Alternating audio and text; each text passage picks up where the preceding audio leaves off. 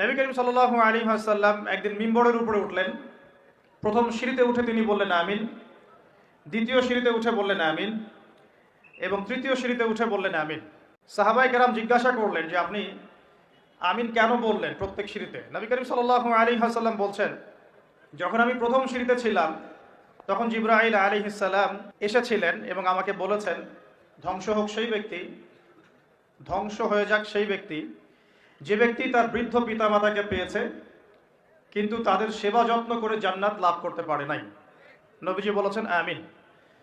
অর্থাৎ শিখলাম যাদের ঘরে পিতামাতা আছে, পিতামাতা দুজনে আছেন বা দুজনের একজন আছেন, তাদের খেদমত করে যদি আমরা জান্নাত অর্জন করতে ব্যর্থ হই তাহলে আমাদের জন্য ধ্বংস। আমরা কি এটা চাবো? আল্লাহ পাক আমাদের সবাইকে পিতামাতার হক আদায় করার তৌফিক দান করুন। দ্বিতীয় সিঁড়িতে নবী সাল্লাল্লাহু আলাইহি ওয়াসাল্লাম তখন জিবরাইল আলাইহিস সালাম বলেছিলেন, ধ্বংস হোক সেই ব্যক্তি যে ব্যক্তি রমাদান মাসকে পেয়েছে কিন্তু রমাদান মাসকে পেয়েও ইবাদত বন্দেগীর মধ্য দিয়ে তার গুনাহগুলোকে মাফ করাতে পারলো না, সেই ব্যক্তি ধ্বংস হয়ে যাক। বলি নাউজুবিল্লাহ। আমরা কি এটা চাই? আমরা এদিকে পরে আসছি। তৃতীয় সিঁড়িতে নবী সাল্লাল্লাহু আলাইহি ওয়াসাল্লাম জিবরাইল আলাইহিস সালাম বললেন, ধ্বংস হোক সেই ব্যক্তি যে ব্যক্তি উপস্থিত আছে তার সামনে নবী সাল্লাল্লাহু আলাইহি ওয়াসাল্লামের নাম উচ্চারিত হয়েছে কিন্তু তার নাম শুনেও সে দরুদ পড়ে নাই, সাল্লাল্লাহু আলাইহি ওয়াসাল্লাম বলে নাই। আমরা দেখলাম দরুদ পড়ার সময় অনেকেই চুপ করেছিলেন। যে ব্যক্তির সামনে নবী সাল্লাল্লাহু আলাইহি ওয়াসাল্লামের নাম উচ্চারিত হয়েছে এরপরেও সে নাম শুনে দরুদ পড়ে নাই, নবীজি বলছেন তার জন্য ধ্বংস। বলি নাউজুবিল্লাহ।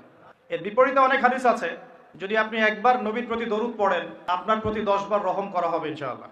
আল্লাহ পাক 10টা গুনাহ মাফ করে দিবেন, আল্লাহ পাক 10টা নেকি লিখে দিবেন এবং আপনার মর্যাদার স্তর আল্লাহ 10 গুণ বাড়িয়ে দিবেন। অতএব যদি কেউ টেনশন ফ্রি লাইফ লিড করতে চান তাহলে বেশি বেশি দরুদ পড়বেন, বলবেন সাল্লাল্লাহু আলাইহি ওয়াসাল্লাম অথবা দরুদ ইব্রাহিম যেটা আমরা পড়লাম, অথবা আল্লাহুম্মা সাল্লি আলা মুহাম্মাদ ওয়া সাল্লিম, অথবা আল্লাহুম্মা সাল্লি ওয়া সাল্লিম আলা নবিয়িনা মুহাম্মদ। বিশুদ্ধ দরুদগুলো পড়বেন, আল্লাহ পাক তৌফিক দান করুন।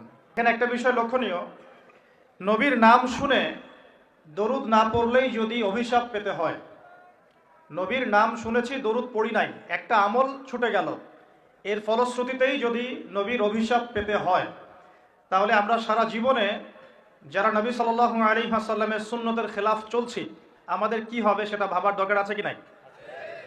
কথা কি বুঝতে পারছেন?